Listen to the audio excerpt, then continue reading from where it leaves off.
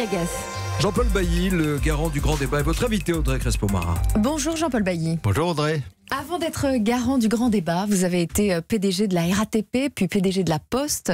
Donc la gestion des conflits sociaux, ça vous connaît. Vous ne trouvez pas qu'Emmanuel Macron s'y est mal pris dans cette crise des Gilets jaunes ? Je ne peux pas formuler une critique de ce type-là, mais en tout cas, je peux dire comment j'ai été amené à gérer effectivement des situations difficiles à la RATP ou à la Poste. En réalité, la méthode est assez simple. D'abord, il faut commencer par être capable d'avoir un projet partagé. Et d'ailleurs, à la RATP, par exemple, j'avais fait l'équivalent d'un grand débat avec l'ensemble du personnel, l'ensemble des élus, pour construire un projet qui ensuite a été le projet stratégique de l'entreprise. Alors reste à mettre en place ce projet maintenant pour Emmanuel Macron. Ouais. Vous êtes donc un pro du dialogue social. Quels seraient vos conseils à Emmanuel Macron pour sortir de cette crise ? Écoutez, quand on a une situation de ce type-là, en général, il y a deux choses à faire. Il y a une première qui est de bien calibrer les décisions court terme. Les décisions court terme qui ont forcément une dimension symbolique, parce que toute crise a une dimension symbolique. Et puis deuxièmement, de bien préparer et de bien organiser la manière dont on va mettre en œuvre les décisions qui demandent un petit peu plus de réflexion. Et pour cette partie-là, je pense que la dimension participative, alors dans une entreprise, c'est faire en sorte que les gens continuent à participer à l'élaboration de la décision qui va être prise. Et dans notre cas particulier, c'est de faire en sorte que ce qui a émergé à l'occasion de ce grand débat, qui est un vrai besoin et envie de participation citoyenne, soit prolongé dans la mise en œuvre des décisions à venir. Comment, par exemple, par des assemblées citoyennes, donner l'impression aux Français qu'ils interviennent davantage dans les décisions ? Plus que donner l'impression, je veux dire, faire en sorte qu'ils interviennent effectivement dans les décisions. Alors, il y a évidemment plusieurs méthodes possibles. Il y a celle auxquelles on pense souvent, qui est le référendum, ou qui est un élargissement de la proportionnelle pour que les assemblées soient perçues comme plus représentatives. Mais il y a, et je pense que c'est un des enseignements très importants et intéressants du grand débat, ce qui a été les assemblées citoyennes.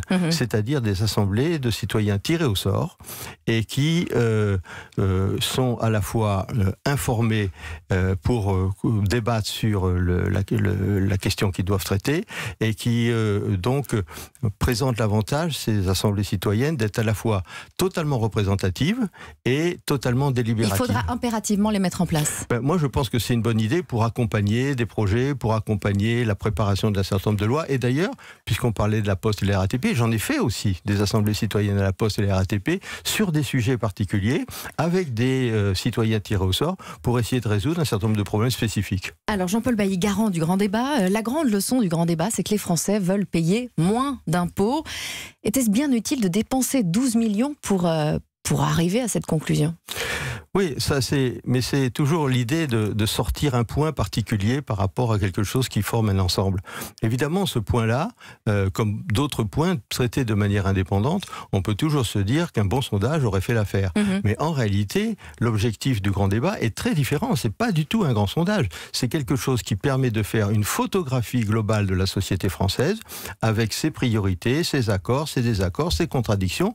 Et c'est sur la base de cette vision globale que doit se construire, comme c'était d'ailleurs dans la lettre du président de la République, les éléments d'un nouveau contrat pour la nation. Et alors, concernant les impôts, tous les Français veulent les baisser. Le grand débat désigne la TVA comme le premier impôt qui doit baisser. Ça veut dire que la TVA va bientôt baisser ? Je ne peux absolument pas vous répondre dans ce domaine-là. Parce que sinon, on se demande à quoi bon un grand débat si à la fin Emmanuel Macron décide tout seul dans son bureau. Peut-être qu'il le fera. Peut-être qu'il le fera. Mais moi, en tant que garant aujourd'hui, je ne peux pas aller sur la recommandation politique, parce que précisément, tout à l'heure, en fin de matinée, on va remettre notre rapport. Et à la fin de notre rapport, le temps des garants, donc comme le temps du grand débat, est terminé. Et c'est-à-dire que vient l'heure du politique. Oui. Voilà. Et c'est sans doute le plus compliqué. Sûrement. Le rétablissement de l'impôt sur la fortune de l'ISF, le RIC et la suppression des 80 km/h, Jean-Paul Bailly, étaient les revendications prioritaires des Gilets jaunes. Ces mesures ont-elles été plébiscitées par les Français ? Écoutez, c'est un peu comme je le disais déjà tout à l'heure, l'exercice n'est pas du tout le même. Si vous demandez aux Français s'ils sont d'accord sur tel ou tel point, ils vont vous répondre avec un certain pourcentage. Mais c'est pas la question qu'on leur a posée dans le grand débat. On leur a demandé qu'est-ce qui était le plus important pour eux. Et l'ISF, le RIC, les 80 km/h ne reviennent pas. Ces points-là figurent parmi les points dont les Français disent qu'ils sont importants pour eux. Mais quand on leur pose une question globale, comme par exemple, qu'est-ce que vous pensez sur la fiscalité pour qu'elle soit moindre et plus juste, ils ont plein d'idées, dont la suppression de l'USF. Mais c'est pas que la suppression de l'USF. Donc c'est beaucoup moins manichéen que ne peut être un sondage. La santé, qui n'avait pas été un des 4 thèmes choisis, revient beaucoup. Les Français sont très préoccupés par leur santé. Oui, oui. Oui, alors ça, pour le coup, c'est quelque chose qui était très frappant parce que il y avait 4 thèmes au départ, et nous, ce qui nous a intéressé, c'est de voir que la parole était suffisamment libre pour qu'il y ait d'autres thèmes qui émergent, dont celui de la santé, qui a émergé très très très fort, aussi bien sous le thème, on va dire, des déserts médicaux, que sur le thème de la grande vieillesse. Là, c'est vraiment un point très très fort. Et l'immigration ? L'immigration, les Français s'en préoccupent-ils vraiment ? L'immigration, c'est un point qui n'était pas, qui figurait pas véritablement, mais qui est sorti assez modestement et sous un angle assez particulier, qui est, au fond, les immigrés, quelle est la problématique de l'accueil ? Est-ce que c'est difficile de les accueillir, et comment peut-on les accueillir mieux si finalement on en accueille ? Donc ce point-là est sorti de manière assez marginal, mais quand même présent. Jean-Paul Bailly-Garand du Grand Débat, vous avez reproché à Emmanuel Macron son omniprésence médiatique pendant le Grand Débat. Diriez-vous que l'omniprésence médiatique du président a faussé le débat ? Non, on ne dirait pas qu'elle a faussé le débat. Simplement, parmi les principes du Grand Débat, il y a celui de la neutralité. Donc on s'est posé la question de la présence de l'exécutif par rapport à la neutralité. Et on a jugé que, dans un premier temps, les interventions répétées du président de la République avaient eu un effet d'entraînement, un effet positif, un effet de publicité sur le Grand Débat, et donc l'avait rendu très présent. Et de publicité sur lui-même ? Non, nous on n'a pas, on ne peut pas juger de ce point-là.